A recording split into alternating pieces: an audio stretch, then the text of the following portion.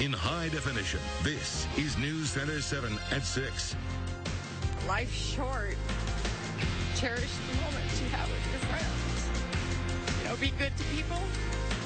Continuing coverage of the tragic theater shooting in Colorado. As hundreds pay their respects where the shootings took place, President Obama made his way to Aurora today to meet with victims and their families. And we talked to neighbors who knew the local victims injured and killed.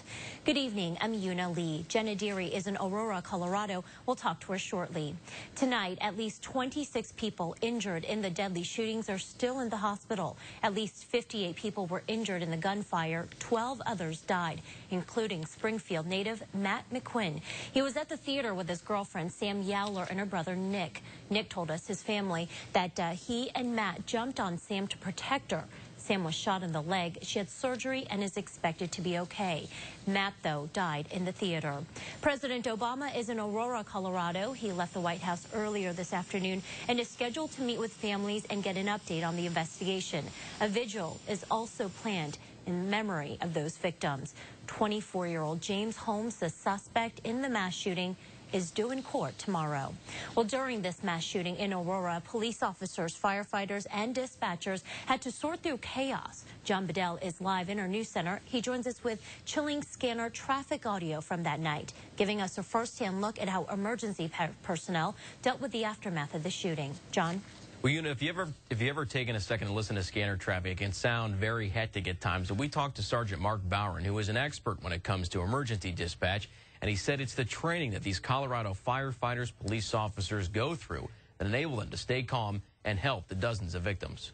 2474 Sergeant Mark Bowron is our resident traffic reporter, but Mark is also a retired 26-year veteran of the Dayton Police Department. He spent his last 5 years as the 911 coordinator at the department's dispatch center. We had 28 emergency operators, 10 dispatchers, and 6 sergeants in there that I was responsible for. We sat down with Sergeant Mark to go over scanner audio from the mass shooting in Aurora, Colorado. The theater is secure. We're bringing out bodies now.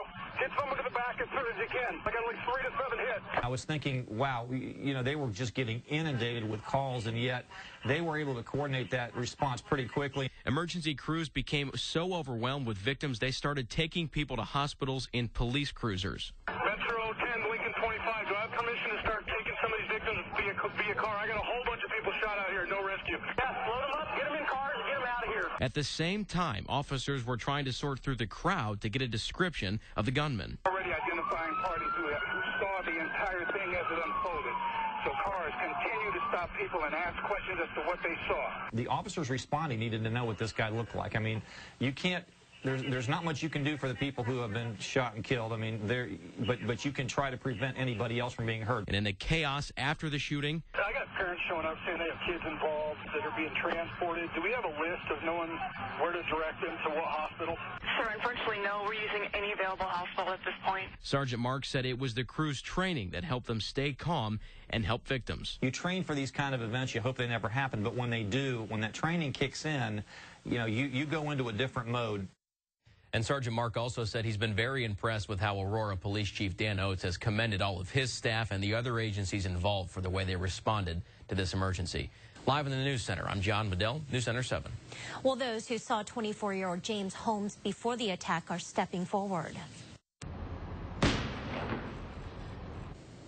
A bomb squad spent Saturday dismantling explosive devices in his apartment, then burned what was left of the explosives in a trench with diesel fuel. After the shootings, a pawn shop owner from San Diego told police that Holmes was in his shop a few months ago looking at guns.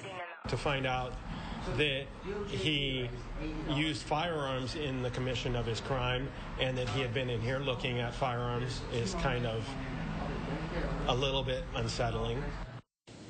Well, before Holmes moved to Colorado, he lived in California, where he briefly worked at a camp for underprivileged children. We're continuing to